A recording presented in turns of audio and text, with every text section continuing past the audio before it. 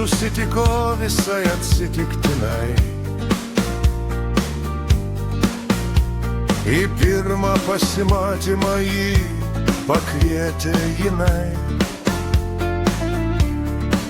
O jis labai labai norėjo padovanoti pievą žydinčių gėlių, dar ir pavasarį daug kartu.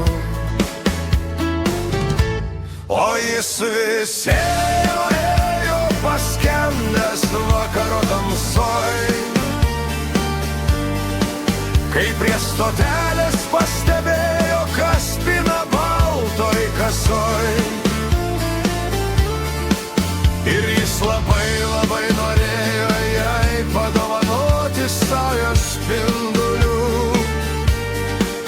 kad vienumoj nereik tiek kęsti pavasario šalnų.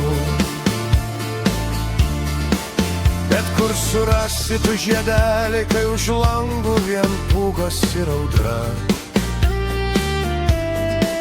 nors širdyje pražydė lauko gėlės ir meilės šiluma. Ir jis tada išėjo už jūrų marių devynių,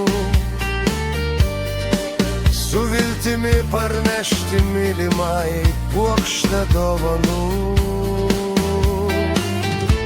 Ir jis vis ėjo paskendęs vakaro tamsoj, kai prie stotelės pastebėjo tarp puokščių, kas pina baltoj kasoj. Ir žvelgė pasaką žiemos su žavesiu giliu, žiedais prekiavo ta, kuriai norėjo pasakyti aš tave myliu.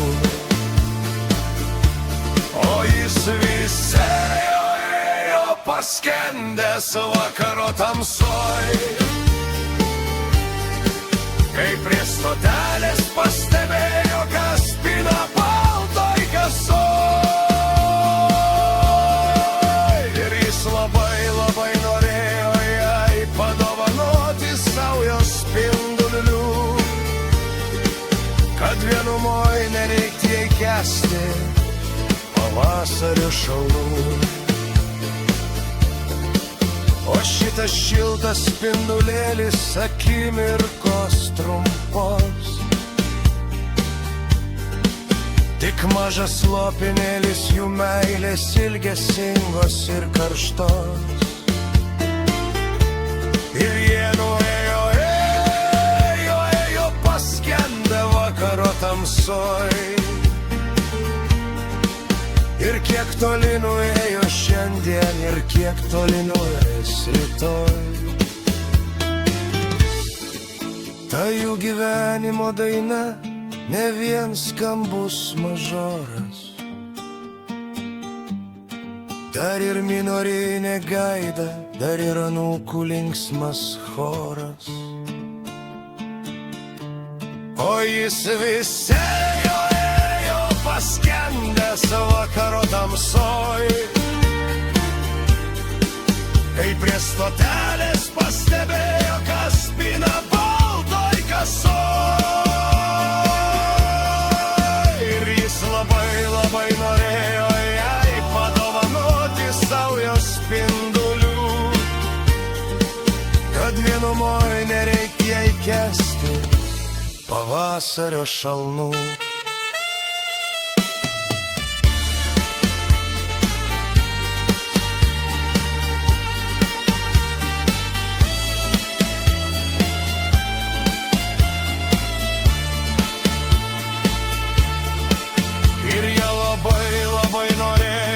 Jų tyrų širdžių svajonės nepasiklystų ilgoj gyvenimo kelionėj.